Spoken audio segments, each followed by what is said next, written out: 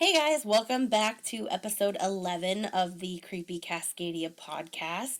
As always, I'm Sammy here with my very handsome co-host Adam. Hey y'all. I want to Howdy y'all. Howdy y'all. I want to apologize in advance. My voice is pretty annoying right now because I have caught whatever is going around everywhere, it feels like. It's not annoying. It's pretty not pretty. See, you're defining it as like, it's like when guys get sick and they get a deeper voice. It's like sexy because it's like, I'm just naturally like deeper now, you know. Yeah. And I think the assumption is that high pitched for women Shrill. is either shrill or it's sexy, right? Like it's not. A high pitched voice is sexy?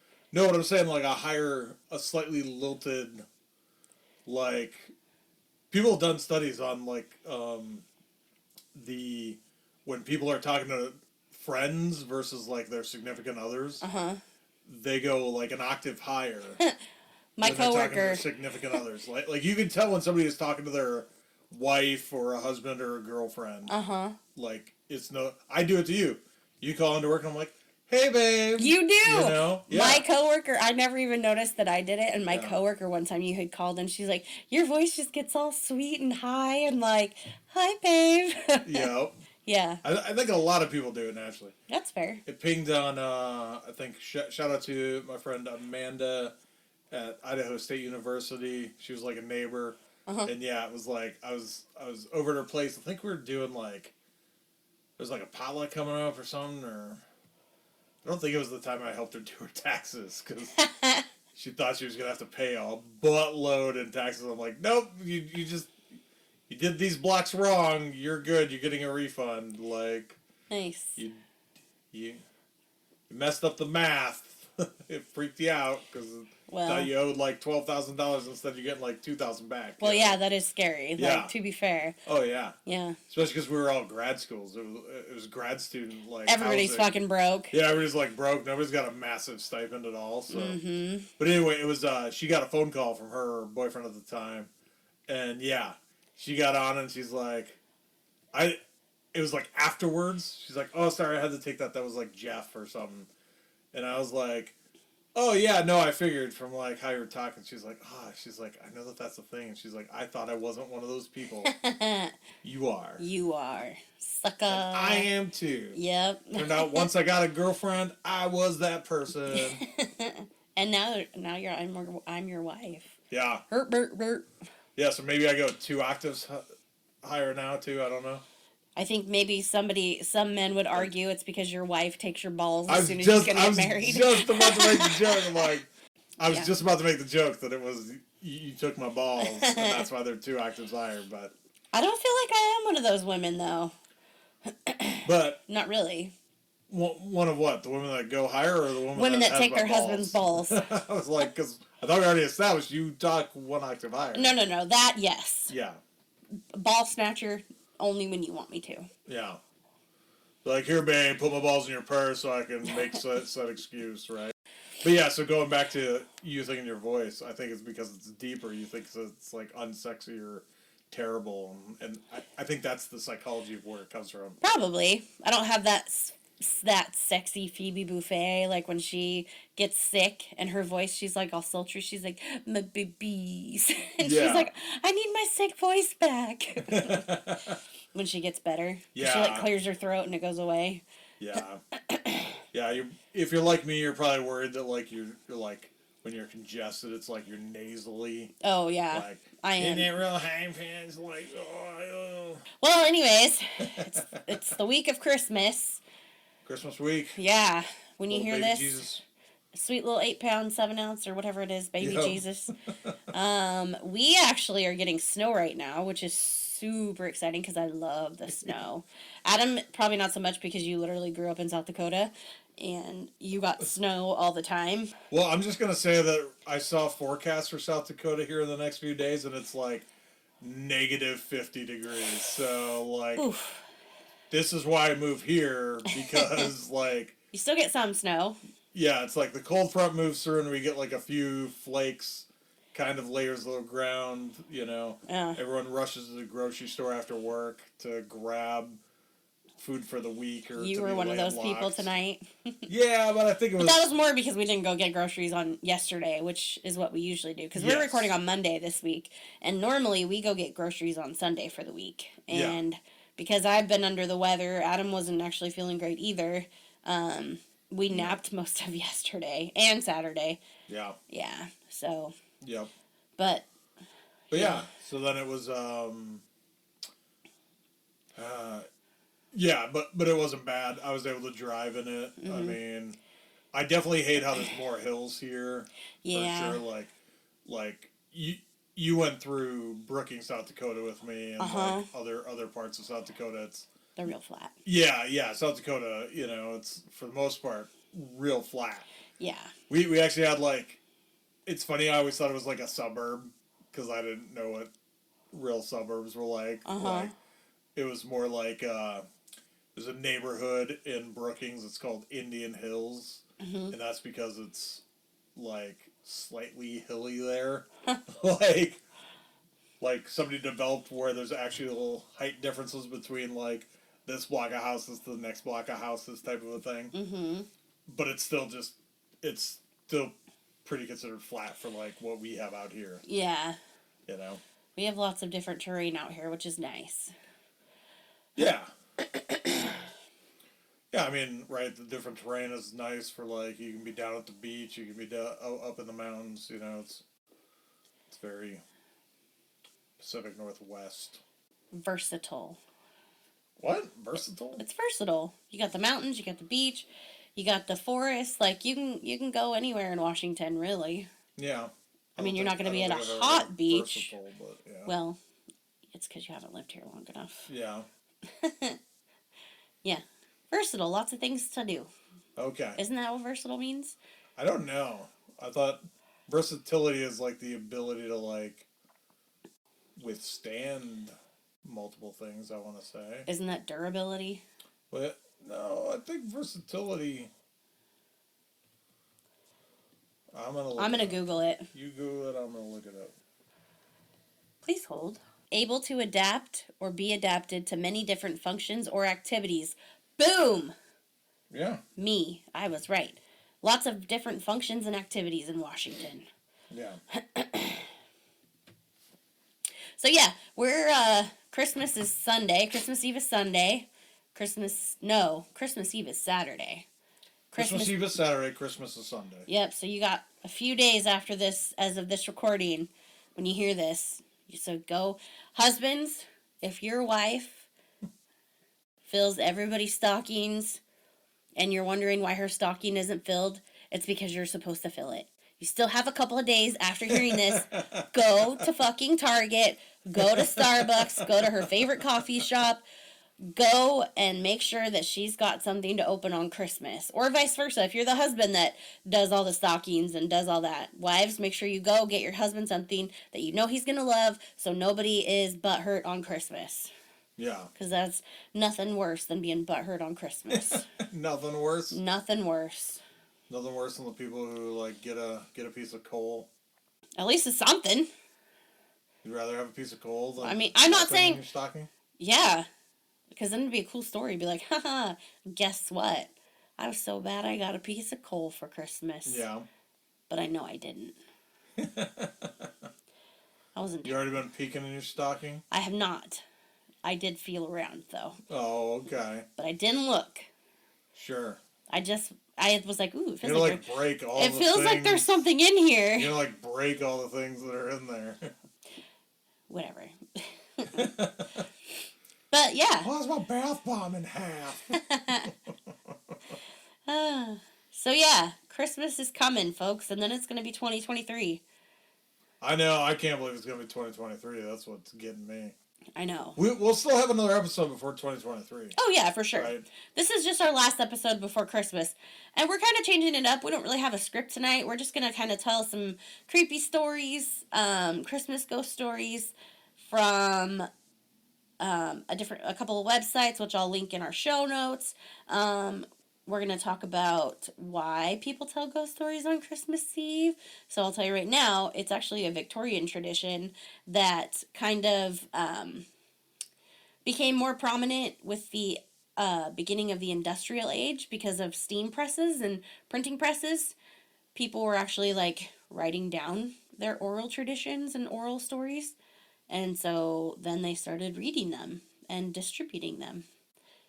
From my quick glance at the website I looked at. Oh, yeah. Yeah. So you're saying, I was saying Victorian, didn't they have the printing press by then? So you're saying people like were reading other people's ghost stories? Yes. Yeah. Yes. Mm-hmm. Like, wait till you hear about what happened in the far off land of Minnesota. Minnesota. Or in Victorian age, it'd be like, the English would be reading about the French, and the French would be reading about the English or the German. Yep. You think anybody's safe word is yawn? Probably. Wouldn't that make you angry? You were like, yawn. You're giving it to me too much. I don't feel comfortable. Yawn. Yep. Speaking of yawn, I think I told you, but I'm bringing it up here because it still makes me laugh because I'm like a 12-year-old boy. But we have a vacation coming up, and I like joined the page on Facebook for this resort that we're going to. And so many swingers posts on there about like, hey, coming in from this date to this date, which I'm going to tell everybody right now, don't put when you're traveling on any type of social media, okay? Just dumb. That's asking for problems. Yeah.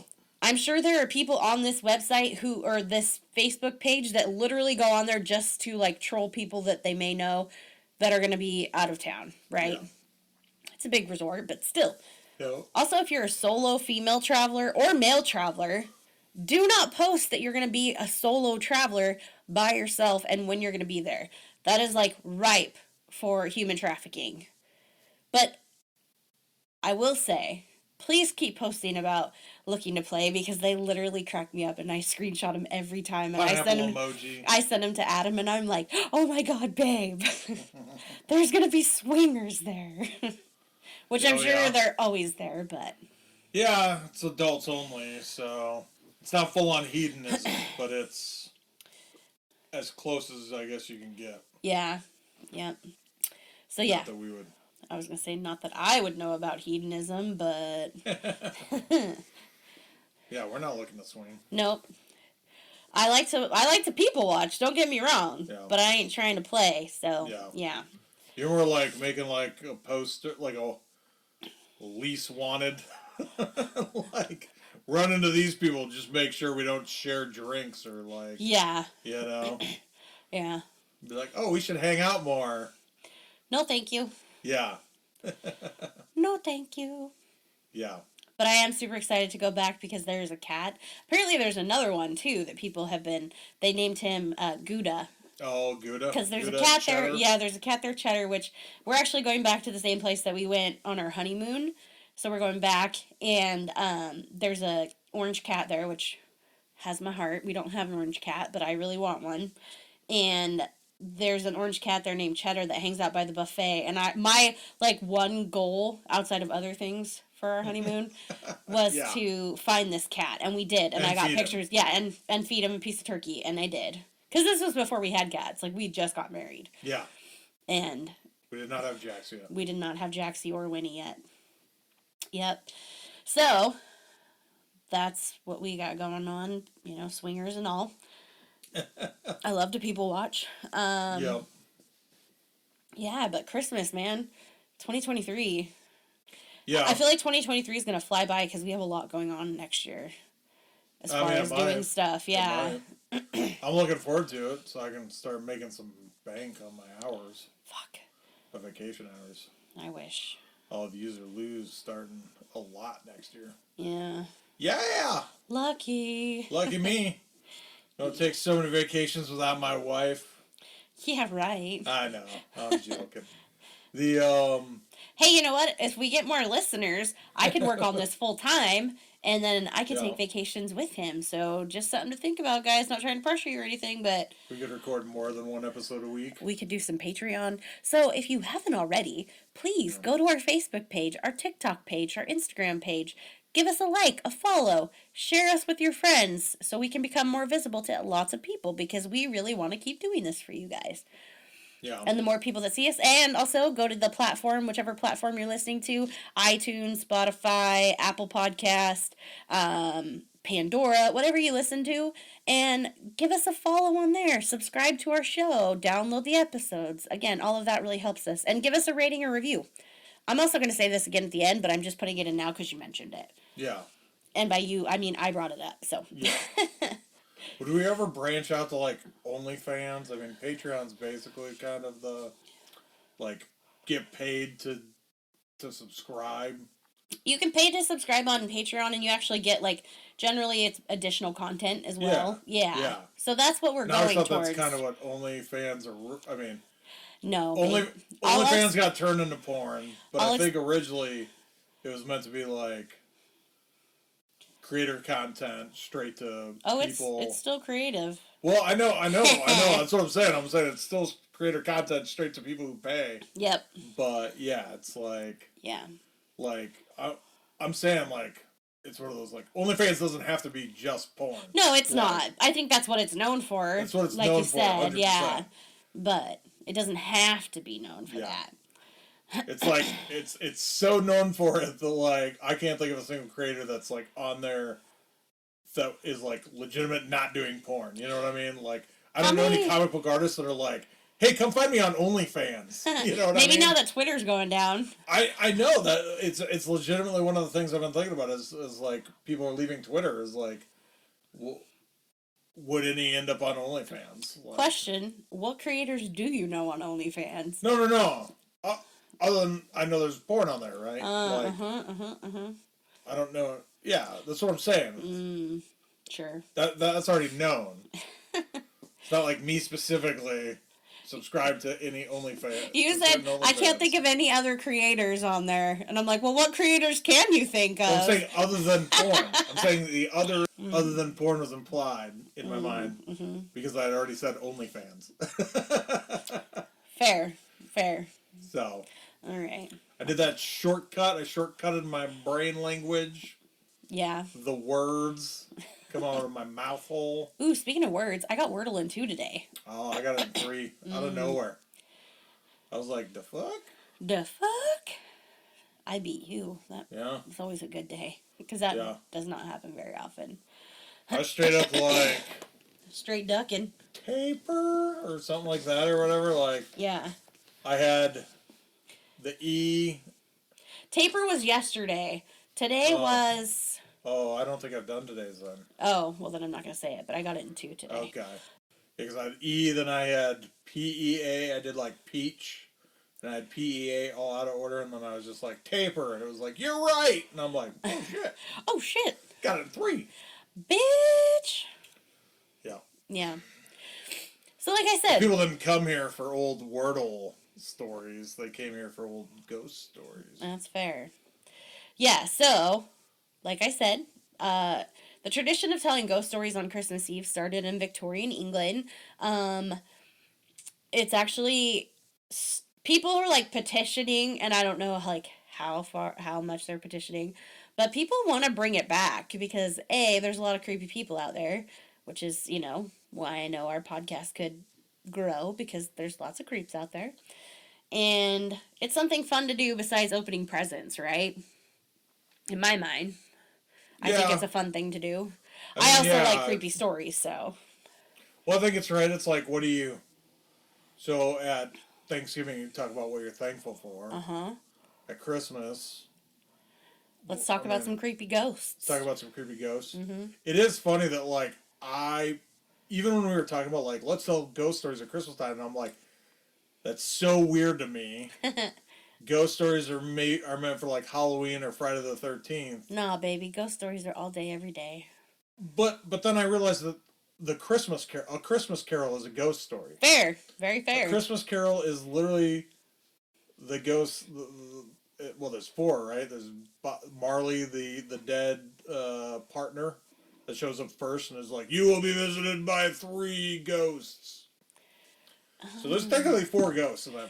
There was like a Reddit thread or something where people are arguing: are there 4 ghosts or 3 ghosts in Christmas Story? Well, it's not a Christmas story. Christmas Carol. Christmas Carol. Whatever. Yeah. Charles Dickens, Which, by the way, Muppet version is the end-all, be-all in my mind. Fair. Next to Scrooged. I love Scrooged. Scrooged is a good one. Love me some Bill Murray, Bobcat Goldthwait. Yes! Like, classic, like... See, they can't see the nipples, and they're really looking. Just staple some antlers on the mice to make them reindeer. Don't you dare staple those mice. I wouldn't, ma'am. I wouldn't hurt these things for nothing. Yeah, God. We haven't watched that. We should watch it this week. Yep. Or maybe on Christmas Day when we're doing our Christmas jammy day. Yeah. Yeah. Yep. Yeah. But yeah, Bobcat Goldthwait. Is it Carol Kane? We just looked this up. Carol Kane is the girl the chick in that movie, and she's like... She plays the ghost of Christmas Present. I think so, yeah, where she has like the bubbles and she like pokes him in the eye and stuff, and he's like, quit! Beating him up the whole time. She like runs and like punches him or like kicks him in the face or something, like just the whole time. Just beating the shit out of him. Just beating the absolute. So funny. Yeah. Yeah. Yeah. That is a good movie. Yeah. And I always think of the ghost of Christmas Future when he like gets in the elevator. Oh yeah. And he's like, "Oh yeah, costume guys did a good job," And then he like pulls open the robe and it's like all like all the dead souls or whatever inside. It's classic. Yeah. Yeah, that's a good one. But yeah, it is a Christmas ghost story. And think about, like we talked in a few episodes ago about all the creepy traditions that are associated with Christmas, right? We got Krampus, Santa Claus, who's the creepiest of all. So yeah, there's Satan Claus. I saw this meme where it was like a bunch of goths at Santa, and when they're like, the mall Santa where you can get your picture taken. Yeah. It was like 3 goth kids, and they're like, when you're dyslexic and thought Satan was gonna be at the mall, and it's Santa. Yeah. Still sit on his lap, tell him what you want. So gross. So gross. But anyways. So yeah, Christmas is for creeps, man. Yeah. That's a hill I will die on. Yeah. Yeah. Yeah, I mean, if you're going to sit around and be bored with your family anyway, like, once you open presents, once you eat some good food... Let's scare the shit out of each other. I mean, it's better than caroling. We just watched A Christmas Story Christmas, and I asked Adam, because then there's a scene in there where there's carolers that come to the door, and the mom's like, get down, I can hear them, and they freak out, and they're like, carolers are the worst thing ever, and I asked Adam, I was like, is that a Midwest thing? And he's like, no, I don't think so. Nah. But you lived in a pretty rural area at times, so it's like not people that would come around for... Oh, yeah, nobody in my formative years up through 6th grade, like, our town was so small. Yeah. There wasn't anybody caroling. I think my mom did it a time or two after we moved to Brookings, I want to say. Like maybe like church choir would put together a group or something. Go out caroling. But in South Dakota at Christmas time, it's so freaking cold. Fair. People like, are not walking around out in the cold. Yeah. Minus whatever degree weather. Yeah, and again, I think of caroling as Victorian England. Like, the classic outfit is like girls with those huge bonnets. Yep. Like, the Victorian style dresses. Yeah, Victorian style dresses with mitts. the hand mitts. Yeah, yeah exactly. Mm-hmm. So. Fair. Once again, apparently, Christmas is shaped by... When you think of Victorian, what are we talking? Like 1700? What are we... It didn't say. It just said Victorian England. Yeah, are we thinking like 1700s to 1800s, or are we thinking earlier? I think the Victorian age is after the Renaissance age. I'm looking it up. So the Victorian era was 1837 to 1901. Okay. Yeah, so 1800s. Yep. Yeah. Okay. So yeah. It's about that time. In a minute. I need a sentimental. Man and woman. People, I've seen people do that, and they're like, in a minute, I'm gonna need a cinnamon roll to pep me up. Yeah.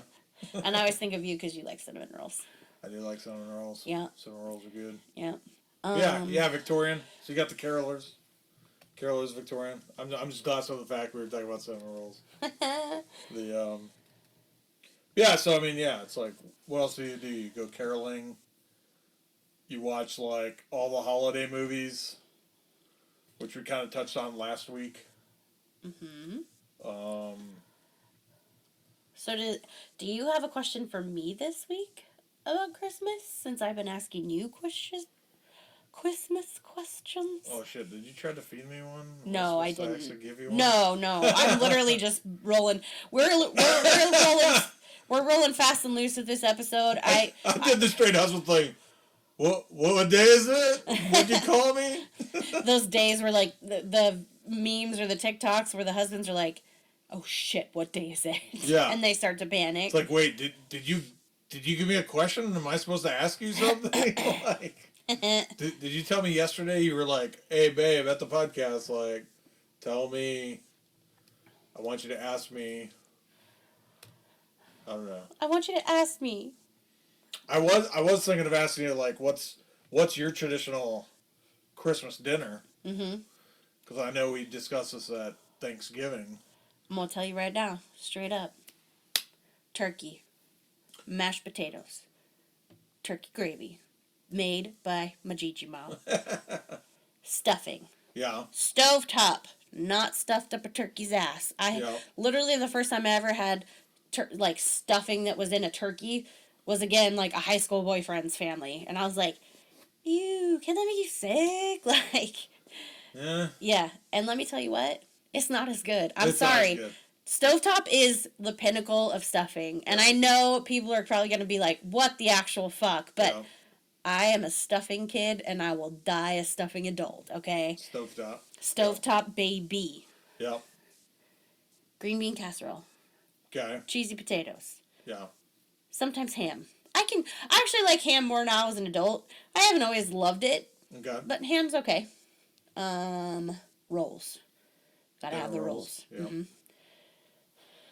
All the pies. Yeah. Lemon pie. Desserts, yeah. Pumpkin pie. Chocolate peanut butter pie that my aunt makes. The way you're listening to this makes it sound like pie. I did feed you this question, though. No, I am a fat ass, and I can tell you from my heart. I know. You're like, this is all off the cuff. Off the cuff. From what I believe. I could literally, just like I could recite my grandma's Christmas or chocolate chip cookie recipe to you right now. Right. This is ingrained in me, okay? Yeah. Some people got John 3:16. My wife's got Christmas grandma's dinner. chocolate chip cookie. I do have her recipe. No, I know her recipe by heart. And the pièce de résistance. Cool Whip. Not whipped cream. Cool Whip. Yeah. I am a Cool Whip kid and a stovetop kid. And well, you've done your own Cool Whip, like heavy whipping cream, whipped or whatever, right? Yeah, and I still prefer Cool Whip. Yeah, you gonna tell Kristen that? Didn't she make her own? No, hers was good too. I mean, it was good, and she actually put almond extract in it instead of vanilla, and that was really good. Yeah. But you give me a Cool Whip any day, and I'm gonna take it. Yeah. I love perfectly happy Cool Whip. Yes. I love chemicals. Okay, yeah. I know they're not good for you. It's kind of what we've told people. Give me stovetop. Give me Cool Give Whip. me all the chemicals. Okay. Yep. I know it's not good for you, but everything is bad for you. So I'm going to pick my battles, okay? I want a traditional Christmas dinner with all the trimmings, Cool Whip, and stovetop, all right? Yeah. And I'll die on that hill. Yeah. What's yours? I was thinking we would just say ham instead of turkey. That's really all I thought we were going to discuss, and I didn't know we were going to launch into the entire menu. No, it's because I don't want to make anybody feel bad. But I'm a little bummed because we're not doing a Christmas dinner this year with the family. Yeah. We're doing, like, soups and stuff. And I know why. It's hard, for everybody. And everybody is doing, like, a big dinner Christmas Day because my family gets together Christmas Eve. Like, the day. Yeah. During the day. Yeah. And I'm just really sad I'm not going to get my grandma's mashed potatoes and gravy. Yeah. I have to wait till Easter. Yeah, because we're gonna do our Christmas dinner. Yes, I'm going to make You're probably dinner. going to make a lot of that. Maybe not all of it because it's just us. But I had a thought, actually. Yeah. I'm going to do, like, the turkey and stuffing and stuff on Christmas Day. Okay. And then New Year's Day, I was going to do the ham and cheesy potatoes. Okay. What do you think about that? I think that's perfectly good. Yeah, because I don't want to waste a bunch of food. Yeah. But I want all of it in a very short amount of time, so I think that's what we're going to do. Yeah. Yeah. I'm really hoping our listeners aren't listening to this on an empty stomach right now. I know. Y'all are going to be so hungry after listening to that last segment. Jesus, Be like, I don't know about any ghost stories, but I'm going to go grab some lunch. Right yeah. now. That's what Go get a little that's snack. What I know I'm going to do. A little snacky snack. Yeah. So what about you? What's your, what's your penultimate Christmas dinner? Yeah, I always thought ham. Mm-hmm. I don't know. My parents there for a while did like prime rib roasts. Oh, yeah. Prime rib's a big one for Christmas, too. Yeah, I think prime rib's a big one for Christmas, too. Yeah, so prime rib. Definitely give me a nice big slab of meat. That's what she said. Ham or beef or turkey, it's fine. Not picky. Mm-hmm. I agree. Potatoes, stovetop stuffing, of course. You can give me some. You try to give me some kind of other vegetable, like a greens, like green beans or whatever. My mom got it really into like asparagus there for a while. Sorry. Still is. Or her latest kick has been the Brussels sprouts with bacon. That's been a favorite of hers for the last few years. Yeah.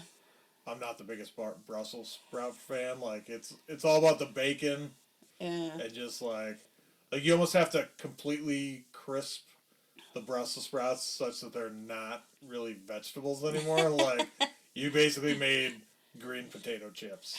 Is how I like green potato chips with bacon bits is how I like my Brussels sprouts. Fair. So it's fair. Well, I have a joke for you. Okay. What do you call Santa's little helpers? Elves? Subordinate clauses.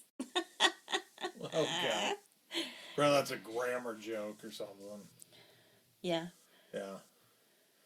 Our like 5 English major listeners. I might have some friends that are English majors listening to this. Yeah. Subordinate clauses. Mm-hmm. I would think there's got to be a better... Why did the Grinch go to the liquor store? Something to do with Mary Lou who? He was looking for some holiday spirit. Oh, okay. Holiday spirit. He wanted his liver to grow 3 sizes that day. Yep. Quit making me laugh. It makes me cough. Well, we're vibing this episode. You know you're going to laugh more when we're vibing. So I know. You can edit out all the coughs and everything. Well, with that. Yeah, the ghost stories. Yeah, I'm going to read you some... Well, first, so Adam had brought up when I talked about doing this. He said, what about the urban legend of, like, the dad dressing up as Santa Claus and getting stuck in the chimney? Yep. I'd never heard that before. You never heard that one? I never had heard that before. I said... Must be what makes South Dakota the most haunted place in the world. They wish. Jamaica is. Everybody knows. Yeah. All the hoodoo that you do. I would think Haiti. Could be. Jamaica. They say hey, Jamaica. Jamaica. Well, I 100% sure that, like, New Orleans is way more creepy and spooky than, like, all of South Dakota combined. Well, and I think a lot of that's due to the crime, too.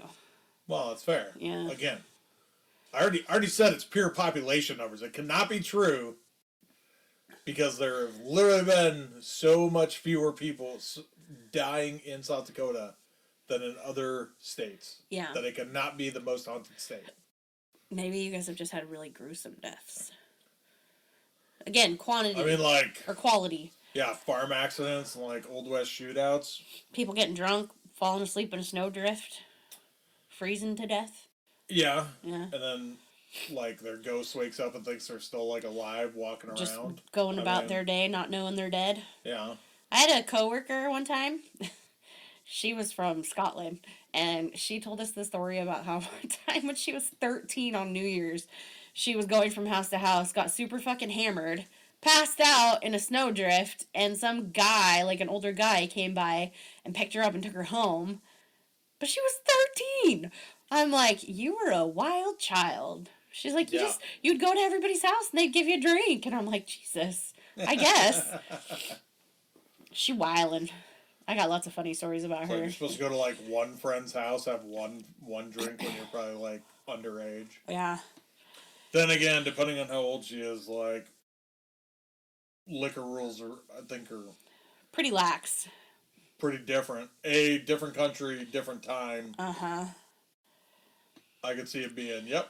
Let the 13-year-olds go get hammered. Uh-huh. Uh-huh. Because the parents are probably hammered too. That's fair. I only let my kids drink when they're with me. Yeah. Everybody had that friend, right? Like in high school that the parents would let, I don't mind if you guys drink, you just have to do it here. I swear it was like I bowled growing up, and the bowling alley had a bar. And I swear sometimes I'd be like, hey, could we try that? Could we go in there and like, could I have like a drink as long as I'm with my parents? And it's like, the rule is you could be in the bar as long as you were with your parents. But you were definitely not drinking. Right. You could get food, you could have a pop. Yeah. But yeah. Man, a pop sounds so good right now. Yeah. Like a nice cold Coke. Nice cold Coke sounds amazing. Yes, it does. It'll keep me up again all night. Because we're old people and we can't drink the caffeine so late. Yeah, I gotta have it at lunch. I can't have it for dinner usually. Unless I can stay up till about midnight that night. Yep. Well, anyway, so back to the urban legend. Yeah. So I looked it up. Okay. And this is from bustle.com. And it is, in fact, a dad planned to dress up as Santa and climb down the chimney on Christmas Eve, surprise his family, and died of asphyxiation during the night because he got stuck. And when they go to light the fire the next day, they smell a strange scent, which is dad being cremated. Now, is it true? And bustle.com says, heck no. Well, mostly. People have gotten stuck in chimneys. There's actually like a story of a kid that they think fell down a chimney, or he was like messing around in a chimney, got stuck and died, and they found his body like years later. Okay. But none of them were pretending to be Santa. Okay. It's just a legend. But they say we wouldn't recommend climbing up into a chimney dressed as Santa because you could die. Because there's like people that try to break into houses via chimneys and get stuck and then die. Okay. And then your homeowner's insurance goes up. And nobody wants that. Because apparently you have a really big chimney opening for people to climb down. Hope you got a big trunk because I'm putting my bike in it. Yeah, I don't even think they make chimneys that have big openings up above anymore. Like, yeah, I don't know. In my mind, it makes it natural for it to like just be like a small pipe end at the top, you know. But I could be wrong because I don't build houses or chimneys. Yeah. So, also, did you know, because when I was reading this bustle.com, I found a pretty interesting, it's like urban legends about Christmas. So, you know NORAD, right? Yeah. Which is the Santa tracker. Yeah. So. Legit government sanctioned. Yes. Top secret. Yeah. Stuff. I swear they plugged in the computer, like, how does Santa, like, where would he, like, legit be at, like, programmed out, like, how he could hit up, like, all the houses. Uh-huh. And, like, or at least, like, what time zones and whatnot. Yeah. Yeah.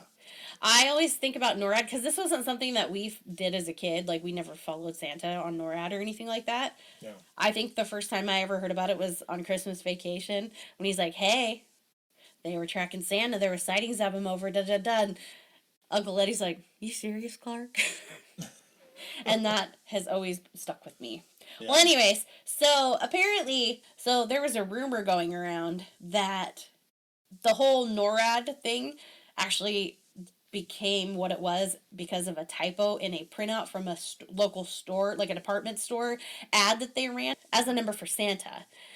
And so I guess there was this high-ranking general, or colonel, Harry Shoup, and he was at the Continental Air Defense Command, CONAD. And this was the organization that would later become NORAD.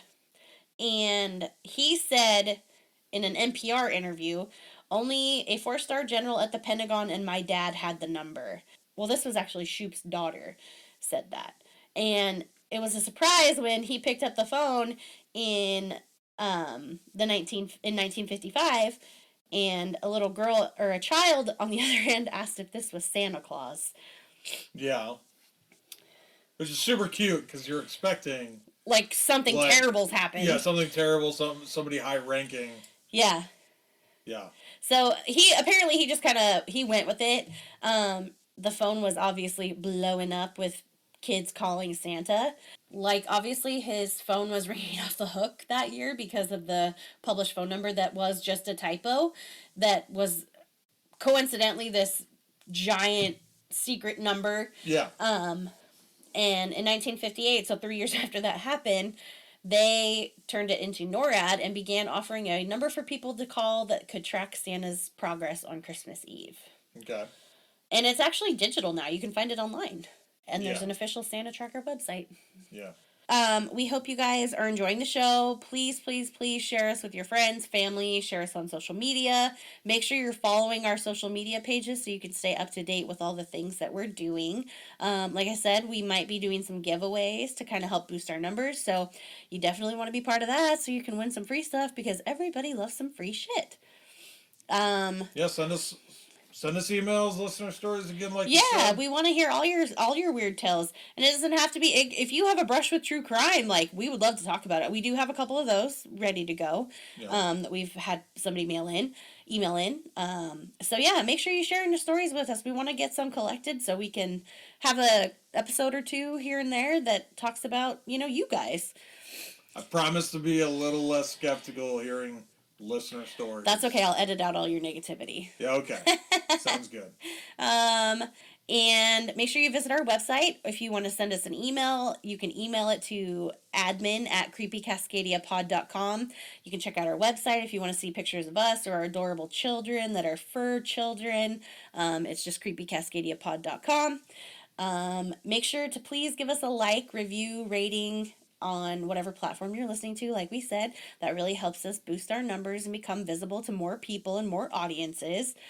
And we hope you guys have a really happy holiday, happy Hanukkah, Merry Kwanzaa, all the things. And if you don't celebrate, we hope you enjoy a few days off if you get them. Yeah. Yeah. So, Adam, you have anything to add? Just utter silence, apparently. I see that. Okay, well, thank you for that. Oh, yeah. Yeah. Well, yeah, I hope everyone has a Merry Christmas, Yeah. Good vibes. Good vibes only. Yeah. And Stay safe. Yeah, be safe. Don't drink and drive. Especially, we'll talk more about it next week because it's New Year's Eve. But yeah, be safe. I can tell you about. God, was it New Year's that I got pulled over? We'll wait till next week. Yeah. Yeah, keep it in the holster. I think it was. Okay. Well, anyways, happy holidays, everybody. Merry Christmas. Happy all the things. And we will see you guys all back here next week for our New Year's Eve episode. Bye. Bye.